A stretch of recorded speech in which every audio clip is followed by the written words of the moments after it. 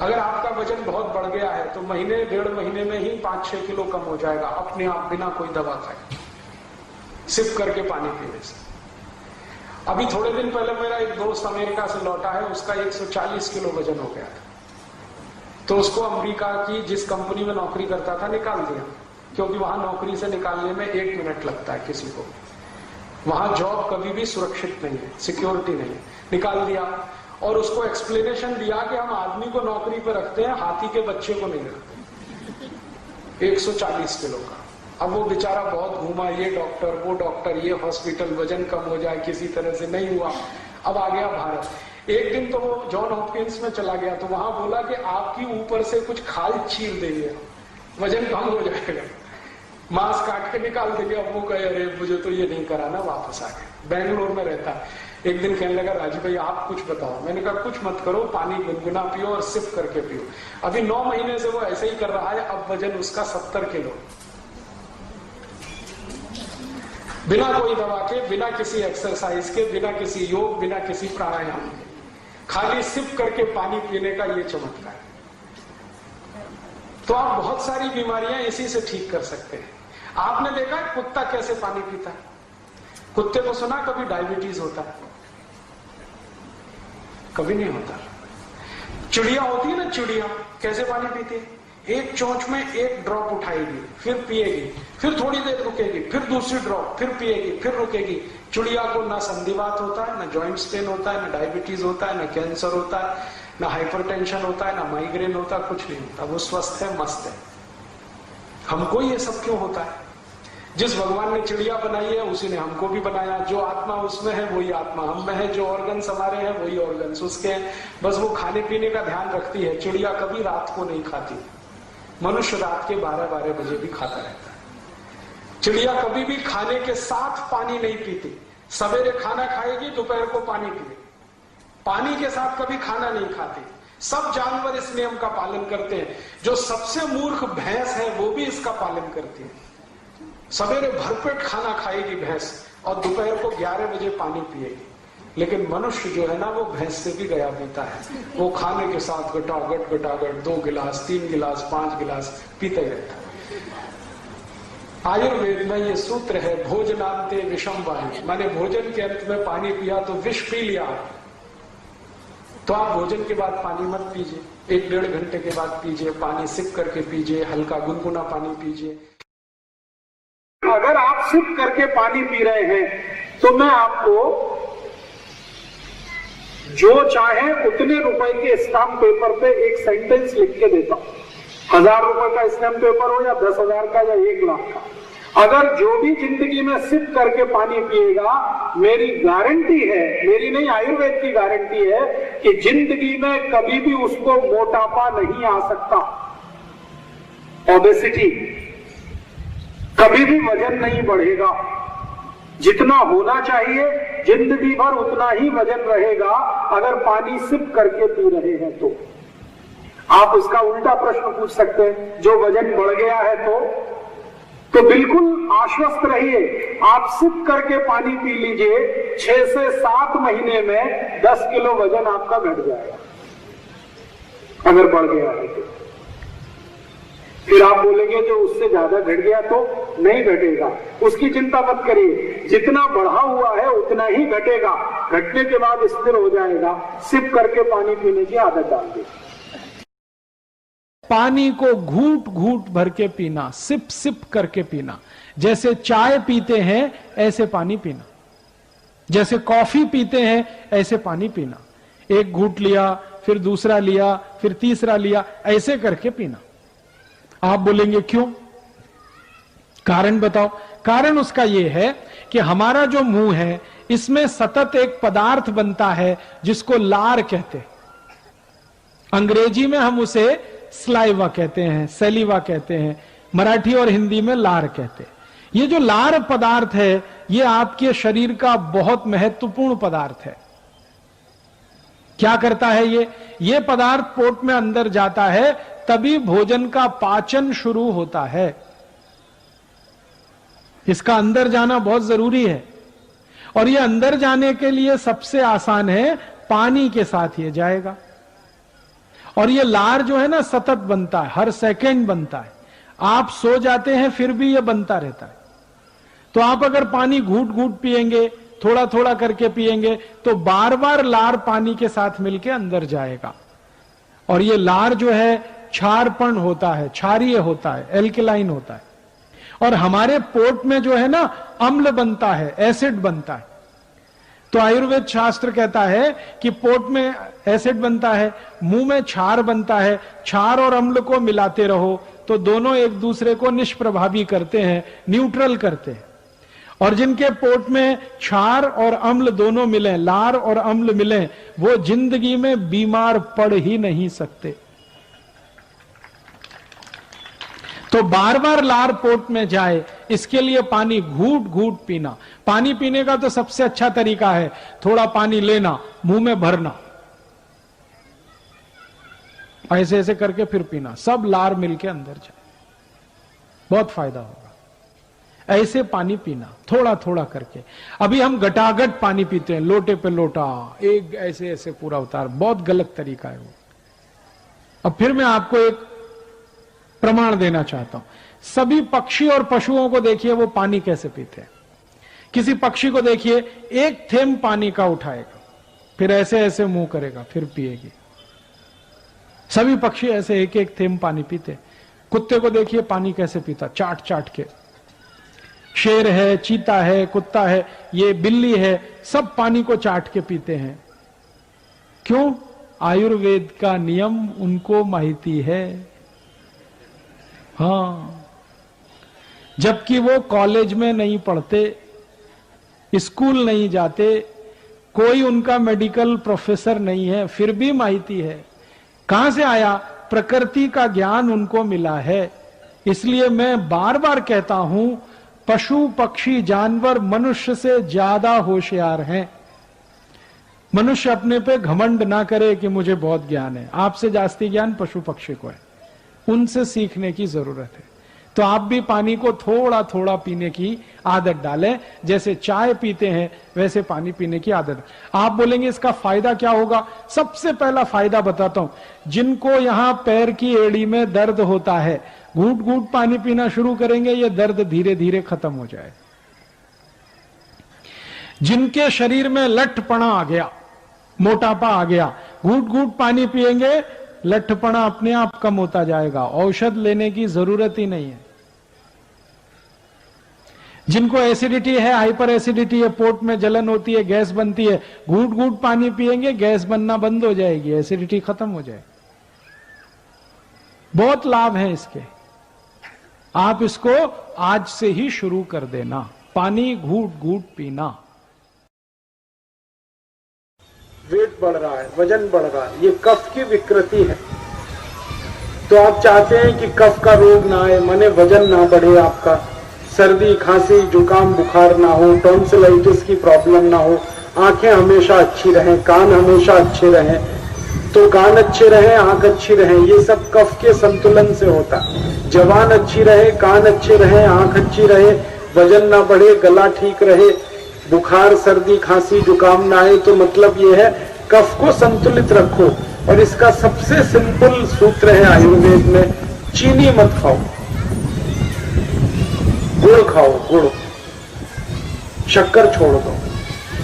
ये शक्कर सबसे खतरनाक चीज है जो कफ बढ़ाती है। कफ की विकृति का सबसे बड़ा कारण है शक्कर। आपको एक इंटरेस्टिंग बात बताऊं, भारत में जब से शुगर प्रोडक्शन हुआ तभी से लोग ओवरवेट हुए। हाँ, ये बहुत बड़ी रिसर्च। मैंने इस रिसर्च में 12 साल खराब किया अपना। पूरे डेटा इकट्ठे किए भारत देश के। शुगर प्रोडक्शन जब से इस देश में हुआ और चीनी खाना हमने जब से शुरू किया, ओवरवेट हम तभी से हुए। उसके पहले भारत में कोई ओवरवेट नहीं था। जब तक शुगर नहीं आई थी तब तक ये देश ओवरवेट नहीं था। जब से शुगर आई सब मोटे मोटे हो गए, सबके पेट बाहर निकलना शुरू हो गए। ये सब शुगर का दुष्परिणाम है, शक्कर का दुष्परिणाम। आप पूछोगे क्यों? ये जो शक्कर है ना, ये कभी भी डाइजेस्ट नहीं होती और जो चीज डाइजेस्ट नहीं होती वो टॉक्सिक वेस्ट में कन्वर्ट होती है, और ये शक्कर जब टॉक्सिक वेस्ट में कन्वर्ट होती है तो कोलेस्ट्रॉल बढ़ता है और मोटापा आना शुरू होता है। शक्कर के बारे में सरल बात एक बताता हूं जो आपको समझ में आए जल्दी से। हम खाना खाते हैं, लंच में या डिनर में, कितना भी हम खाना खाएं, सपोज हमने 250-300 ग्राम खाना खाया, लगभग इतना ही हम खा पाते हैं। उतना खाना खाने के बाद थोड़ा सा गुड़ खाइए, गुड़ 1 ग्राम।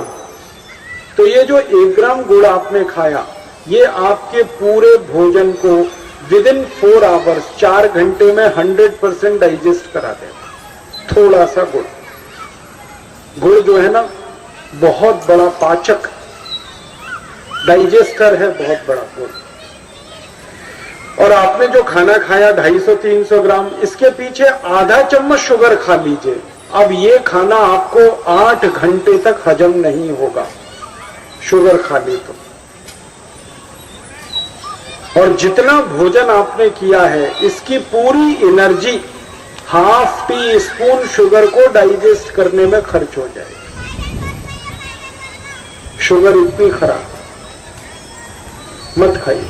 शुगर में सबसे बड़ी खराबी जानते हैं क्या है? जो केमिकल शुगर को बनाने में इस्तेमाल होते हैं, सबसे खराब केमिकल, एक सल्फर नाम का केमिकल है जिसके बिना कभी भी शुगर बन नहीं सकती। और सल्फर जो है पॉइजन, जहर है। और वैसे भी शुगर इतनी महंगी है, शक्कर इतनी महंगी है, 50 रुपए किलो हो गई है। क्यों आप दिमाग खराब करते हैं उसको खा खा के? बंद करिए। उससे अच्छा गुड़ लाइए, गुड़। और गुड़ तो बाजार में अच्छा है, शुगर से तो सस्ता है। और गुड़ से भी अच्छी एक चीज मिलती है महाराष्ट्र में, काकवी। काकवी खाइए। आप तो जानते हैं ना काकवी, वो तो सबसे अच्छी। काकवी को चाय में डालिए, काकवी को दूध में डालिए, काकवी का मिठाई बनाइए, लड्डू बनाइए, हलवा बनाइए, शीरा बनाइए, काकवी से सब बनता है। तो या तो गुड़ लाइए, नहीं तो काकवी लाइए। और गुड़ जब आप खरीदेंगे बाजार से तो ध्यान से गुड़ खरीदिए, जो ज्यादा व्हाइट कलर का है, सफेद, वो गुड़ मत लाइए। वो निरमा वॉशिंग पाउडर से बना है, बहुत खराब है। तो कौन सा गुड़ लाएं?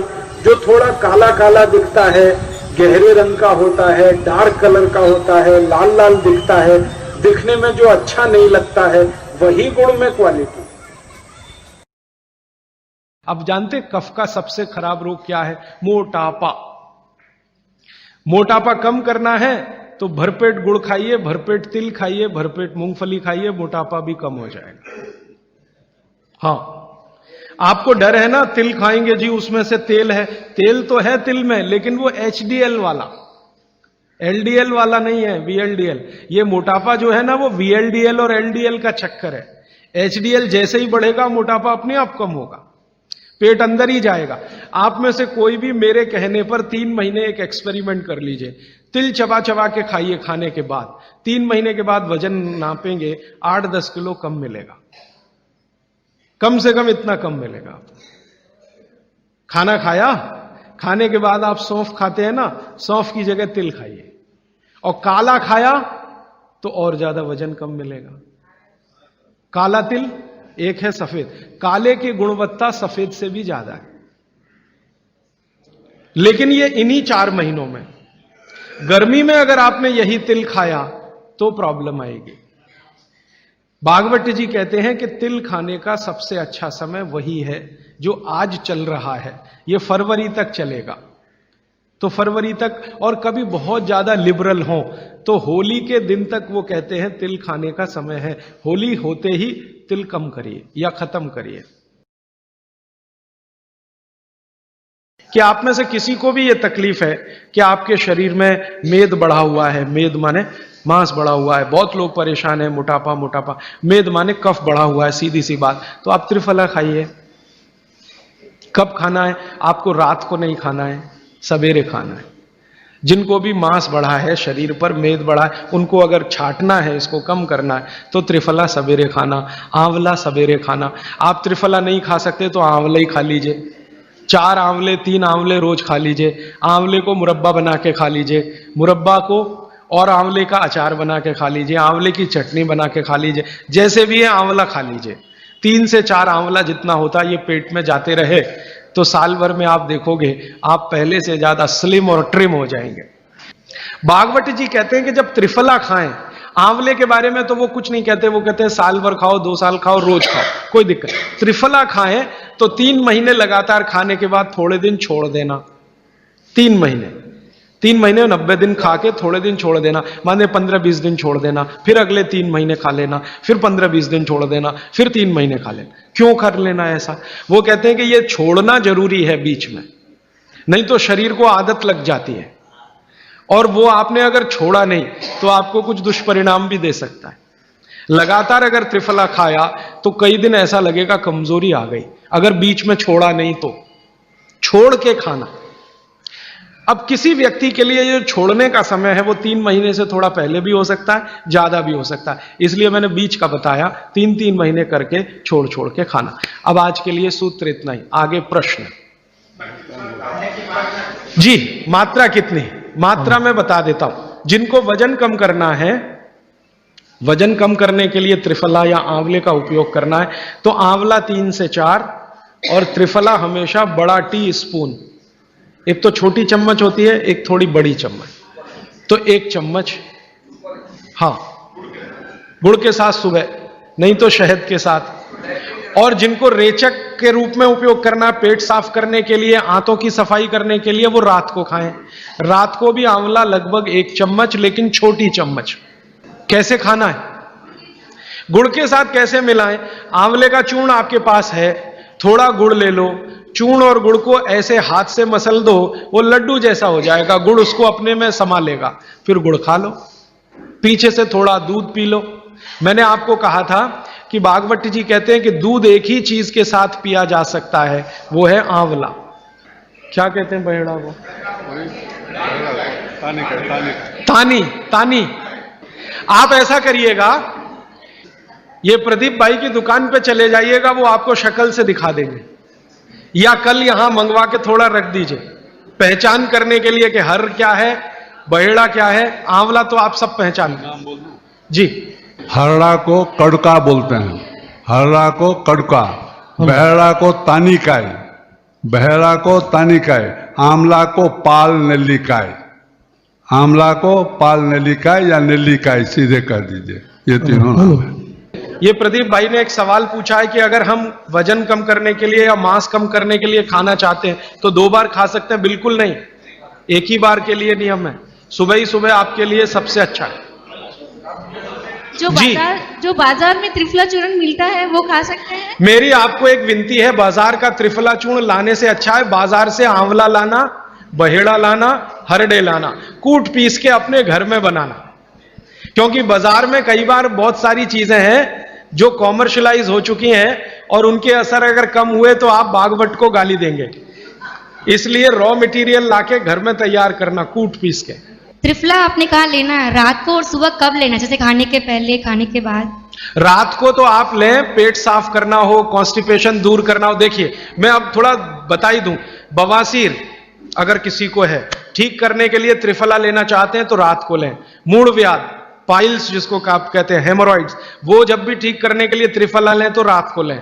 बगंदर, ये ठीक करने के लिए त्रिफला लें तो रात को लें। माने मेरे कहने का है, पेट से जुड़ी बीमारियां ठीक करने के लिए त्रिफला उपयोग करना है तो रात को। चम्मच 1 छोटी, दूध के साथ या गर्म पानी के साथ। और अगर आपको मांस कम करना है, कफ नाशक बीमारियां, कफ से जुड़ी हुई बीमारियां, तो सुबह। खाने के बाद लेंगे रात को, और सवेरे लेंगे खाने के पहले, खाने के ही नहीं नाश्ते के भी पहले, 40 मिनट, नाश्ता करने से 40 मिनट पहले। तो हम सवेरे ही सवेरे करते हैं, जिसमें देश का 70,000 करोड़ रुपए खर्च हो जाता है, फालतू का है बिल्कुल। वो काम है चाय पीना। सवेरे ही उठ के चाय सुड़कने लगते। और कई तो ऐसे महान लोग हैं बिना टट्टी जाए चाय पीने लगते। वो तो मुझे कहते हैं कि चाय पियो नहीं तो टट्टी भी नहीं उतरती, संडास नहीं जा सकते, इसलिए चाय पहले पीते हैं। उनको बेड टी चाहिए, बिस्तर पे चाय चाहिए। और इसमें खर्चा कितना होता है? 1 किलो चाय 150 रुपए की है। हर साल भारत के लोग 70 करोड़ किलोग्राम चाय पी जाते हैं। सोचो कितना पैसा खर्च करते फालतू में। और ये फालतू इसलिए भी है कि चाय पी पी के अपना शरीर खराब होता है। ज्यादा चाय पियोगे नशा हो जाएगा। नशा पता है किस बात का? रोज चाय पीनी पड़ेगी, एक दिन ना पिए तो सिर में दर्द हो जाएगा। बहुत लोग मुझे कहते हैं एक दिन भी चाय ना मिले तो सिर घूमने लगता है। तो ऐसा नशा किस काम का? और दूसरी समस्या, चाय पियो तो पेट खराब। चाय से पेट खराब पता है कैसे होता है? चाय में कुछ केमिकल हैं। एक केमिकल है उसका नाम है कैफीन, दूसरा है निकोटिन, तीसरा है टैनिन। ऐसे 18-20 केमिकल हैं चाय में। ये सब पेट में जाके अम्लता बढ़ाते हैं। अम्लता समझते हैं? एसिडिटी। पेट में वैसे ही गैस एसिड बनता है, अम्ल बनता है। चाय पियो तो और ज्यादा बनता है। और पेट में जब अम्ल ज्यादा बनने लगता है तो वो खून में चला जाता है। खून की अम्लता जब बढ़ती है तो 80 रोग आते हैं शरीर में। घुटने दुखना, कमर दुखना, कंधा दुखना, जोड़ों में दर्द होना, हृदयघात होना, हार्ट अटैक होना, फिर कई बार ब्रेन हेमरेज होना। खराब से खराब रोग शरीर के खून की अम्लता बढ़ने के बाद ही आते हैं। और ये अम्लता सबसे ज्यादा चाय से बढ़ती है। तो क्यों फालतू में पीना? मत पियो।